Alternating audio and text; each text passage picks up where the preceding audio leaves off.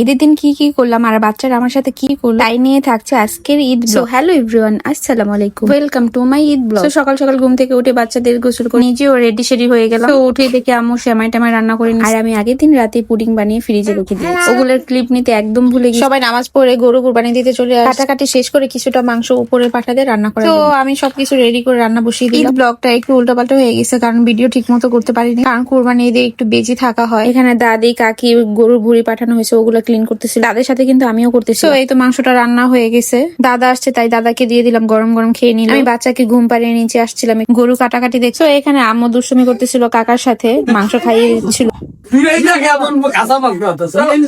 ঈদের দিন কি বলবো, বাচ্চারা এত পরিমাণে ডিস্টার্ব করছে। মেয়ে তো সারা রাত ঘুমায়নি আর ছেলে তো সারা দিন কিচ্ছু খায়, সবকিছু মিলে বেহাল অবস্থা ছিল। আর তো সুযোগ পেয়ে সারাদিন নিচে দৌড়াদৌড়ি করছে আর পা ব্যথায় সে কান্নাকাটি করছে। আর এই পায়ের ব্যথা সারাদিন সে কিচ্ছু খায়। তো এখানে কাটাকাটি শেষে উপরে নিয়ে আসছে, ভাগাভাগি করে সবাইকে দিয়ে দিবে আর নিজেদেরও জন্য কিছু রাখা। সবার বাসাতে কুরবানির সময় একটু কাজে চাপ থাকে বেশি, তো সবকিছু গুছিয়ে রেখে মেয়েকে নিয়ে ঘুমাতে চলে যায়। কিছুদিন একের নাগারে বৃষ্টি হওয়ার পর ঈদের দিন তো ভালোই রোদ টোদ উঠেছে। বিকেলে একটু বৃষ্টি হলে খুব ভালো হতো। ঘুম থেকে উঠে সন্ধ্যায় পাস্তা নুডলস রান্না করলাম, সাথে হালিমও রান্না করছি। তো এতটুকু থাকছে আজকে। সবাই ভালো থাকবেন, সুস্থ থাকবেন, আল্লাহ হাফিজ।